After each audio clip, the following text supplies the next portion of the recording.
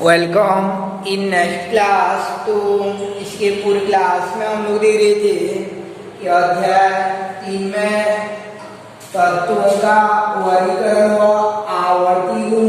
तो आज दूसरा भाग आवर्ती गुणों का अध्ययन करेंगे। दूसरा भाग आवर्ती गुण यानी पीरियोडिसिटी प्रॉपर्टीज के बारे में अध्ययन करेंगे।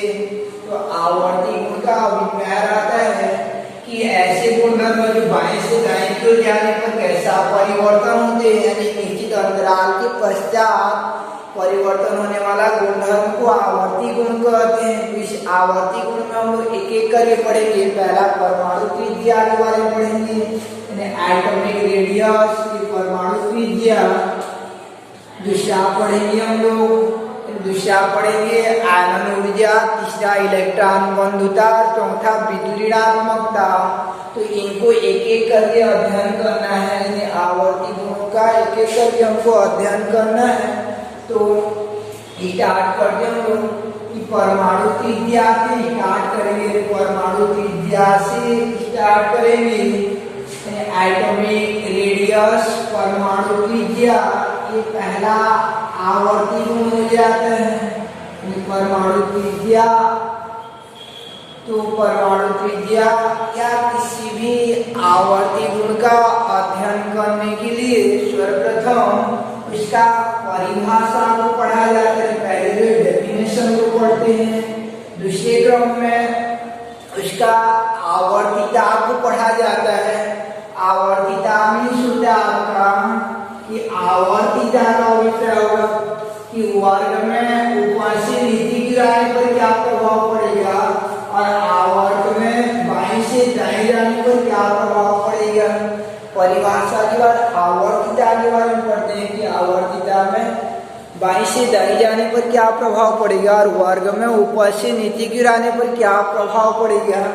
इसके उपरांत जो है आवर्तिता के पश्चात कि उसको प्रभावित करने वाले कारक, ऐसा कौन कौन सा कारक है जो उनको प्रभावित करता है। परमाणु त्रिज्या पढ़ेंगे, परमाणु त्रिज्या कौन प्रभावित करेगा। आयनन ऊर्जा पढ़ेंगे तो आयनन ऊर्जा कौन प्रभावित करेगा। तो कोई भी आवर्ती गुण को इन बिंदुओं के आधार पर पढ़ा जाता है। परिभाषा दूसरा नंबर पर आपका आवर्तिता, तीसरा नंबर पर प्रभावित करने वाले कारक। तो आज स्टार्ट करते हैं हम लोग। पहला आवर्ती गुण परमाणु त्रिज्या, ये एटॉमिक रेडियस में क्या रहता है। परमाणु त्रिज्या किसे कहेंगे, तो परमाणु त्रिज्या के लिए सामान्यतः परमाणु की आकृति वृत्ताकार मानी जाती है या गोलाकार मानी जाती है।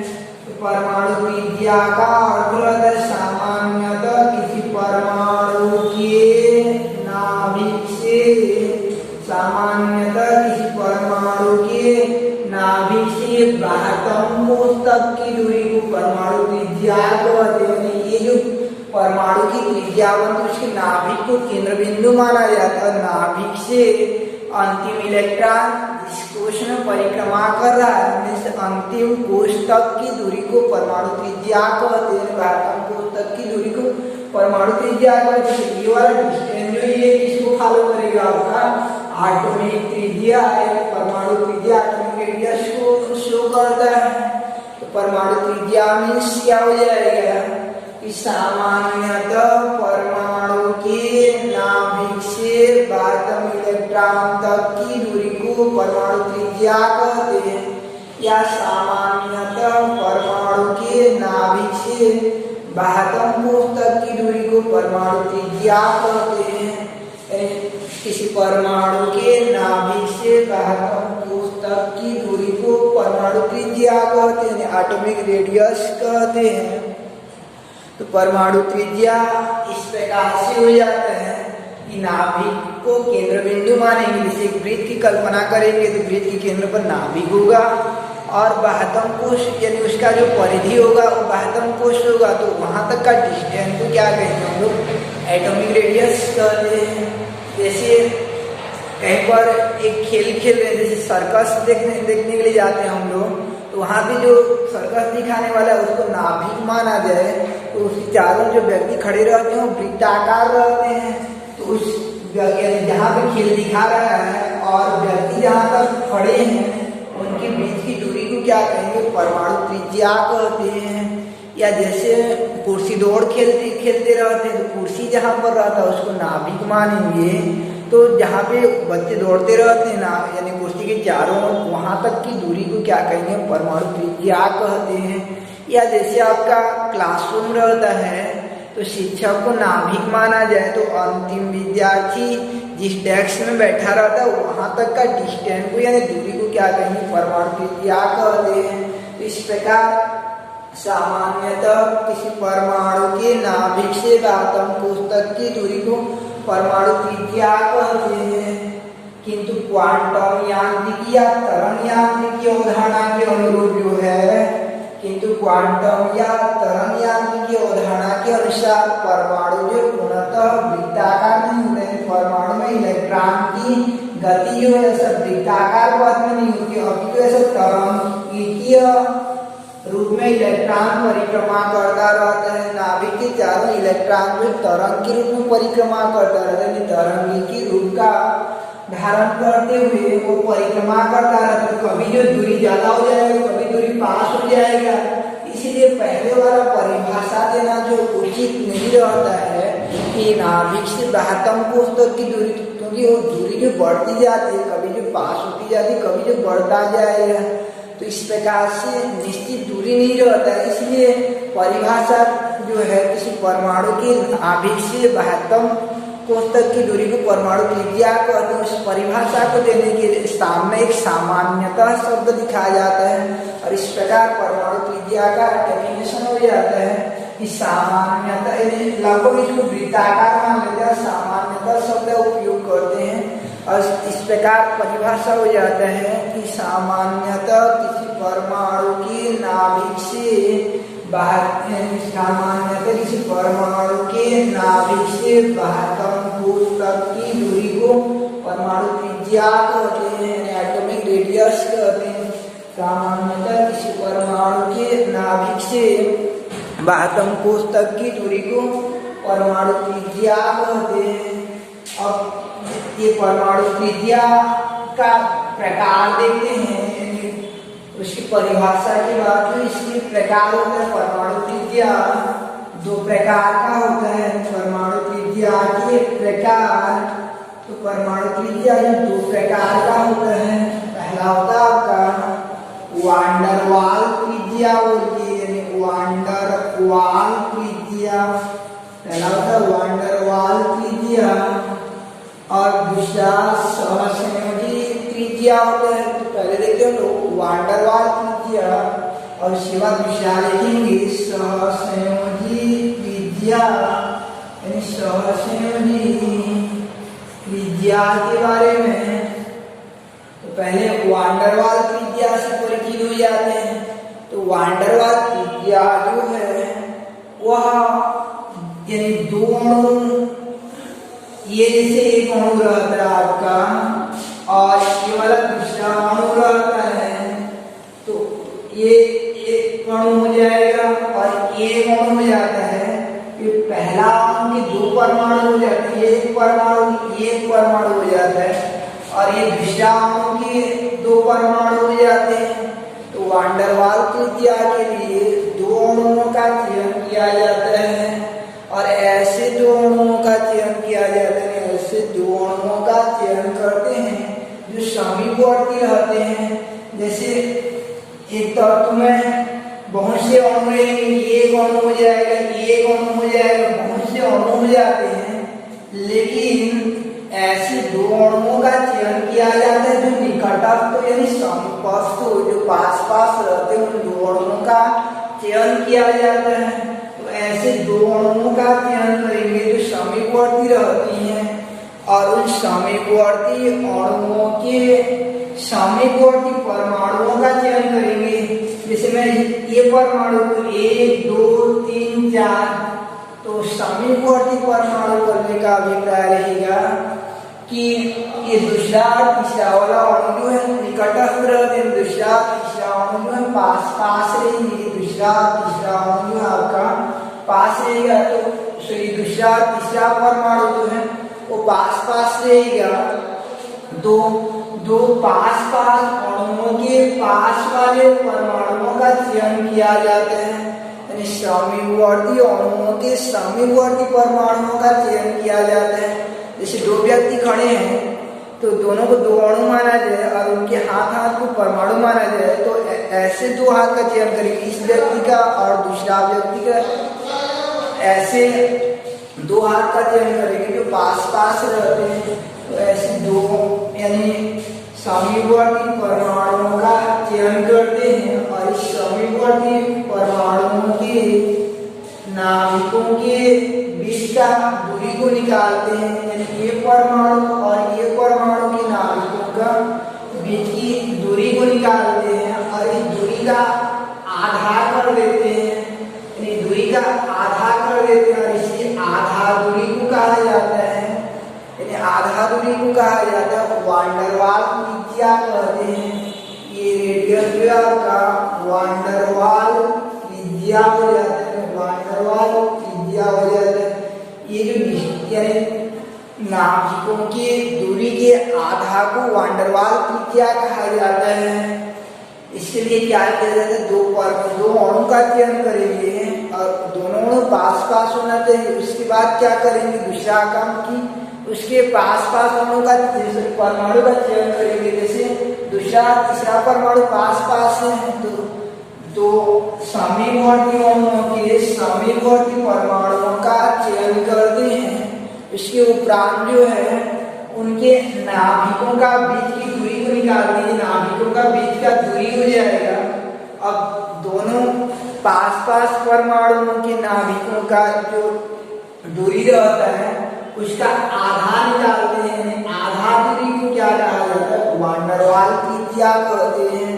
इस प्रकार वान डेर वाल त्रिज्या मीन्स क्या हो जाएगा कि दो समीपवर्ती अणुओं के समीपवर्ती परमाणुओं के नाभिकों के मध्य के दूरी के आधे को वान डेर वाल त्रिज्या कहते हैं।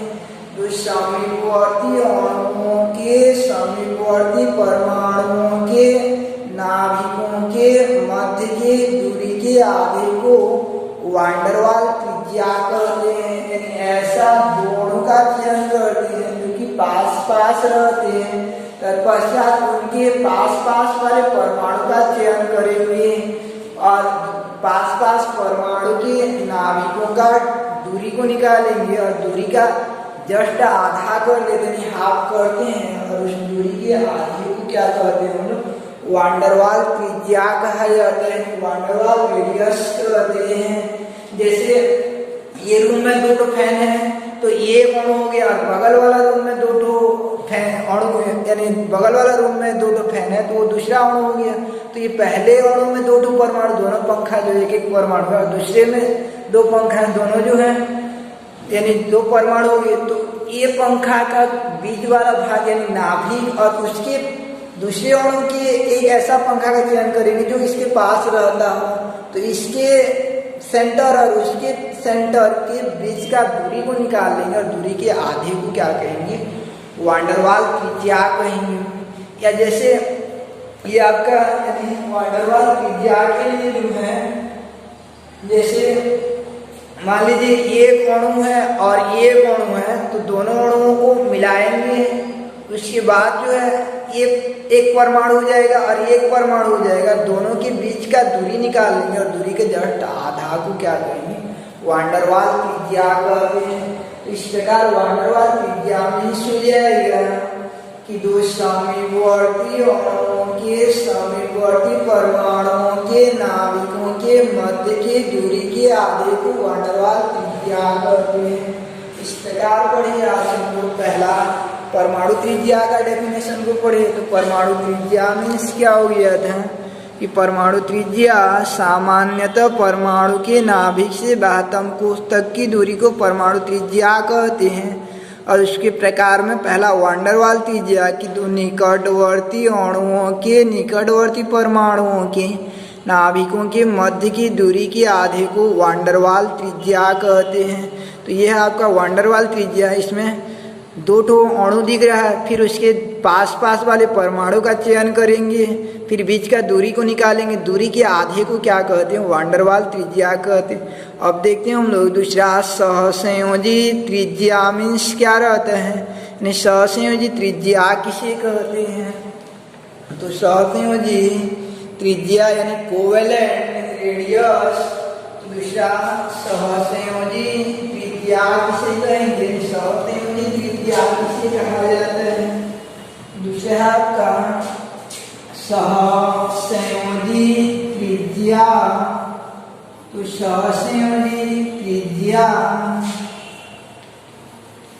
तो सहसंयोजी त्रिज्या में दो अणु चयन नहीं किया जाता है, केवल एक ही अणु लेते हैं और एक ही अणु में दो परमाणु रहते हैं।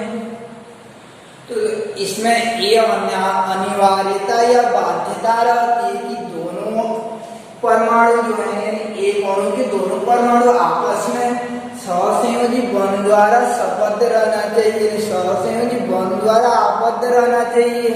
आगे पढ़ेंगे नेक्स्ट चैप्टर में कि बंध के प्रकार, रासायनिक बंध के प्रकार, आयनिक बंध, सहसंयोजी बंध और उपसहसंयोजी बंध। तो सहसंयोजी बंध मीन्स क्या होता है कि परमाणुओं के मध्य इलेक्ट्रॉन साझेदारी से बनने वाले बंध को सहसंयोजी बंध कहते हैं। उसके बारे में पढ़ेंगे। तो इसमें जो दो परमाणु हैं एक ही होंगे, दोनों आपस में किस बंध द्वारा अटैच होना चाहिए कि दोनों आपस में सहसंयोजी बंध द्वारा संबद्ध होना चाहिए। दोनों आपस में सहसंयोजी बंध द्वारा संबद्ध होना चाहिए। और सहसंयोजी बंध में दोनों परमाणु जो रहते हैं, दोनों परमाणुओं के नाभिकों के मध्य की दूरी यहाँ से यहाँ तक का जो दूरी रहता है, इस दूरी के आधे को यानी आधा दूरी को क्या कहेंगे हम लोग?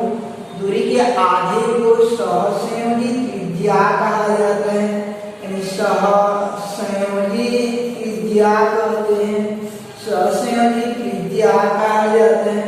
तो इसके लिए क्या बाध्यता या अनिवार्यता रहता है कि दोनों परमाणु जो आपस में सहसंयोजी बंध द्वारा अटैच होना चाहिए और दोनों के नाभिकों के बीच का दूरी निकाला जाता है और दूरी के आधे को सहसंयोजी त्रिज्या कहते हैं। जैसे एक रूम में दो पंखा है तो दोनों पंखाओं के नाभिकों के बीच की दूरी के आधे को क्या कहते हैं? सहसंयोजी त्रिज्या कहते हैं।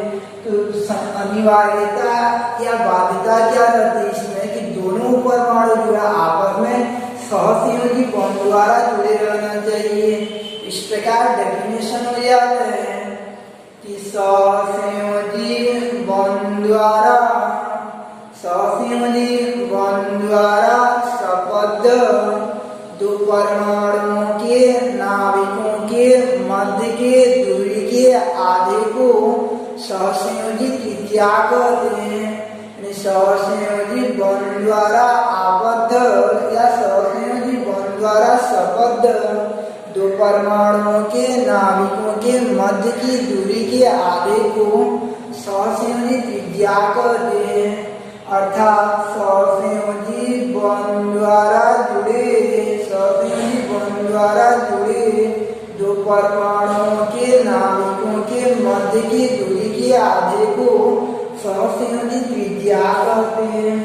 इस प्रकार सहसंयोजी त्रिज्या मीन्स हो जाएगा आपका, यानी सहसंयोजी त्रिज्या का अभिप्राय हो जाता है कि सहसंयोजी बंध द्वारा जुड़े परमाणुओं के नाभिकों के मध्य के दूरी के आधे को सहसंयोजी त्रिज्या कहते हैं। दो परमाणु एक ही अणु में दो परमाणु रहेगा और दोनों परमाणु आपस में किस बंध द्वारा जुड़े रहेंगे? सहसंयोजी बंध द्वारा।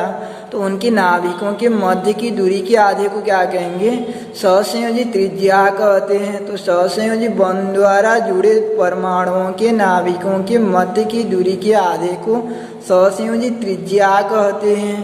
तो तो इधर आपका वांडरवाल त्रिज्या, सहसंयोजी त्रिज्या। वांडरवाल त्रिज्या के लिए दो अणु होना चाहिए, तो दो समीवर्ती अणुओं के, समीवर्ती परमाणुओं के नाभिकों के मध्य की दूरी के आधे को वांडरवाल त्रिज्या कहते हैं। वाल में जो दीवार, तो उसमें एक दीवार रहेगा, दीवार कब रहेगा, तो दो अणु रहेगा, ऐसा सोचना है। और इसमें एक ही अणु रहता है, और एक ही अणु के नाभिकों की मध्य की दूरी के आधे को कहा जाता है आपका सहसंयोजी त्रिज्या कहा जाता है। अब देखते हैं आगे कि परमाणु त्रिज्या में आवर्तिता, परमाणु त्रिज्या में क्या आवर्तिता रहता है कि वर्ग में ऊपर से नीचे गिराने पर क्या प्रभाव पड़ता है, और आवर्त में बाईं से दाईं की ओर जाने पर क्या प्रभाव पड़ता है। जैसे कि आवर्तिता कहा जाता है, वर्ग में ऊपर से नीचे गिराने पर क्या प्रभाव पड़ता है, और आवर्त में बाईं से दाईं की ओर जाने पर क्या प्रभाव पड़ता है। तो अगला हेडिंग है हमारा परमाणु त्रिज्या में आवर्तिता, पीरियोडिसिटी इन एटॉमिक रेडियस। परमाणु त्रिज्या में आवर्तिता, आवर्तिता गुण को पढ़ेंगे। एक बार जो है आवर्त में देखेंगे कि आवर्त में बाईं से दाईं जाने पर क्या प्रभाव पड़ता है, और दूसरा कि वर्ग में ऊपर से नीचे आने पर क्या प्रभाव पड़ता है। तो पहले आवर्त में देख लेते हैं कि आवर्त में बाईं से दाईं की ओर जाएंगे तो क्या प्रभाव पड़ेगा। तो जैसे दूसरा आवर्त पर विचार करते हैं, लिथियम, आपका beryllium, boron, carbon, nitrogen, oxygen और फ्लोरीन जैसे रहता है। तो दूसरा आवर्त पर विचार करते हैं तो इसका परमाणु क्रमांक 3 होता है और विन्यास जो 2 और 1 होता है। पहला कोष में 2 इलेक्ट्रॉन और दूसरा कोष में 1 इलेक्ट्रॉन, और इसमें बेरिलियम का 2-2 होता है, बोरान का 2-3, कार्बन का 2-4, नाइट्रोजन का 2-5, ऑक्सीजन का 2-6 और ये फ्लोरीन का 2-7 होता है। इस प्रकार से जब हम लोग किसी आवर्त में बाईं से दाईं की ओर जाते हैं, यानी लेफ्ट टू राइट की ओर जाते रहते हैं, तो लेफ्ट से राइट की ओर जाते रहते हैं, तो उस समय ये देखने को मिलता है हम लोग कि इलेक्ट्रॉन में दूसरा कोष में बढ़ता, यानी एक ही कोष में बढ़ता जाता है, कोष नहीं बढ़ता है। जैसे यहाँ पे देखिए इलेक्ट्रॉन तो यहाँ भरा था, फिर बेरिलियम वाला में यही दूसरा ही कोष में बढ़ता है। अगर ये नीचे रहता, सोडियम जैसे रहता 2-8, तो ये तीसरा कोष में भर रहा है। तो ऐसे बाईं से दाईं की ओर जाते हैं तो इलेक्ट्रॉन एक ही कोष में बढ़ते जाते हैं, तो इलेक्ट्रॉन एक ही कोष में बढ़ते जाते हैं। जब हम किसी आवर्त में बाईं से दाईं की ओर जाते हैं, किसी आवर्त में बाईं से दाईं की ओर जाते हैं, इलेक्ट्रॉन एक ही कोष में बढ़ते जाते हैं, एक ही कोष में इलेक्ट्रॉन बढ़ते जाते हैं। तो इलेक्ट्रॉन पर ऋणावेश होता है और नाभिक पर जो है धनावेश होता है। तो नाभिक पर धनावेश, ये नाभिक को Q1 मानेंगे और इलेक्ट्रॉन को Q2 मानेंगे। तो बल जो है इन दोनों के बीच लगने वाला बल जो है इन आवेशों के परिमाणों की गुणनफल की समानुपाती होते हैं और दूरी के वर्ग के व्यक्रमानुपाती रहता है। तो दूरी तो वही रहता है, दूरी नहीं बदलता है। तो केवल किस पर निर्भर करेगा, दोनों के बीच लगने वाला बल जो है वो किस पर निर्भर करेगा। दूरी तो समान, दूरी वही है, दूसरा क्वेश्चन हो रहा है तो किस पर निर्भर करेगा, केवल आकर्षण बल किस पर निर्भर करेगा कि क्योंकि नाभिक पर धनावेश और इलेक्ट्रॉन पर ऋणावेश है, दोनों में विपरीत आवेश है। तो यह आकर्षण बल किस पर डिफरेंस करेगा कि ये इलेक्ट्रॉन पर निर्भर करता है, कितना इलेक्ट्रॉन, तो इलेक्ट्रॉन की संख्या जितना होता रहेगा आकर्षण बल जो उतना ज्यादा प्रभावी होता रहता है, अट्रैक्शन फोर्स उतना ज्यादा बढ़ता जाता है। तो बाईं से दाईं को जाते रहेंगे तो ये इलेक्ट्रॉन पर, यानी इलेक्ट्रॉन जो एक ही कोश में भरते जाते हैं, जिससे उन इलेक्ट्रॉनों का नाभिक की ओर आकर्षण बल बढ़ती जाती है।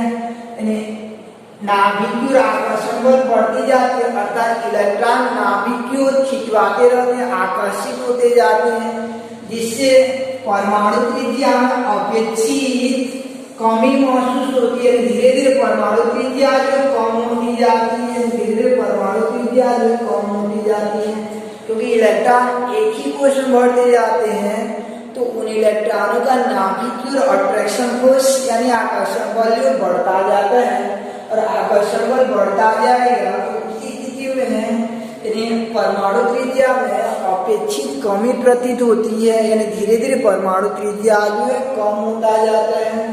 तो इस प्रकार से निष्कर्ष क्या निकलता है कि परमाणु यानी किसी आवर्त में बाईं से दाईं की ओर जाने पर 9 प्रवेशित इलेक्ट्रॉन, नया आने वाला इलेक्ट्रॉन एक ही कोश में भरते जाते हैं, जिससे उन इलेक्ट्रॉनों का नाभिक की ओर आकर्षण बल बढ़ता जाता है। नाभिक की ओर आकर्षण बल बढ़ता जाता है तो आकार जो धीरे धीरे कमी महसूस होता है, धीरे धीरे छोटा प्रतीत होता है, धीरे धीरे वो खिंचाव बल महसूस करता है, जिससे आकार में धीरे धीरे कमी होती जाती है।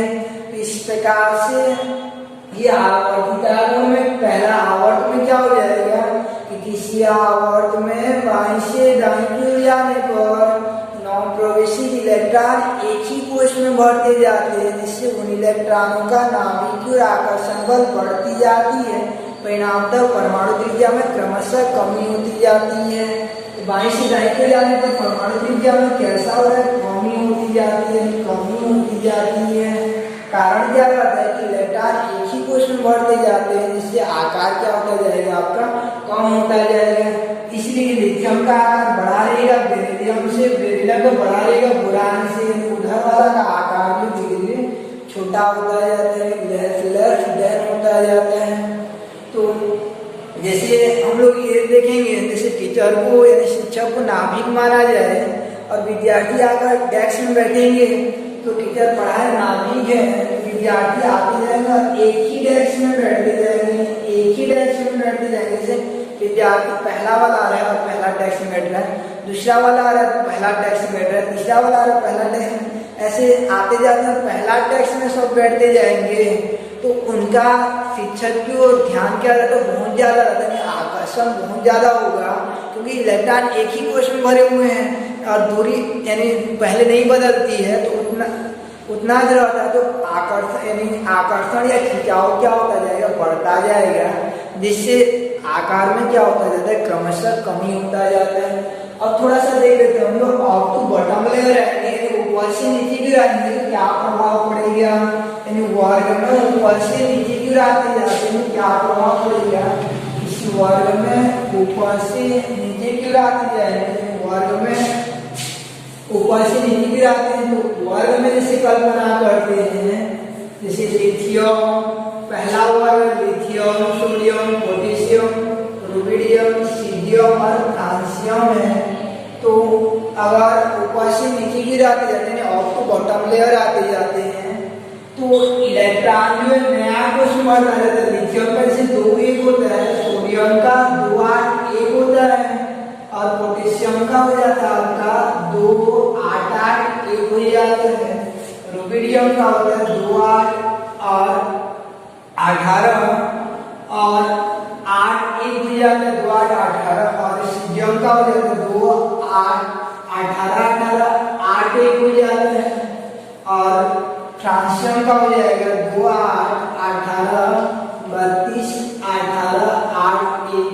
तो ऊपर से नीचे की ओर आते जाएंगे और तो बॉटम लेयर आते जाते हैं, तो उस दौरान क्या देखने को मिलता है कि इलेक्ट्रॉन नया कोश में भर रहा है। जैसे ये लिथियम का दूसरा कोश में इलेक्ट्रॉन भरा, सोडियम में तीसरा में भर जाता है, पोटेशियम में चौथा में, तो नया कोश में इलेक्ट्रॉन भरता जाता है। तो इलेक्ट्रॉन अगर नया कोश में भरता जाएगा, जैसे इसमें लिथियम में यहाँ भरा, सोडियम में यहाँ भरा, दूसरा में, तो नया कोश में भरता जाता है, तो ये लगने वाला बल जो है यानी Q1 Q2 गुणा R स्क्वायर, तो ये दूरी बढ़ जाती है, दूरी बहुत ज्यादा बढ़ जाती है, तो दूरी की दूरी r के नीचे में विक्रमानुपाती रूप में है, तो दूरी बढ़ जाती है तो आकर्षण बल क्या हो जाएगा, कम हो जाता है, आकर्षण बल कम हो जाएगा। नया इलेक्ट्रॉन नया कोश में बढ़ता जाता है, जिसकी डिस्टेंस बढ़ जाती है, दूरी बढ़ जाएगा तो आकर्षण बल भी कम होता जाएगा। जैसे विद्यार्थी आएंगे, पहला विद्यार्थी आता है पहला डेस्क में बैठ जाएगा, दूसरा आएगा दूसरा डेस्क में बैठ जाएगा, तीसरा आएगा तीसरा डेस्क में बैठ जाएगा, ऐसे 10वां वाला 10वां में बैठ जाएगा, तो इसका टीचर यानी नाभिक का आकर्षण बल क्या हो जाएगा, कम हो जाता है, अट्रैक्शन फोर्स कम हो जाएगा, तो आकर्षण बल कम हो जाता है, जिससे ये परमाणु आकार में परमाणु त्रिज्या में क्या होता जाएगा, क्रमशः वृद्धि होता जाता है।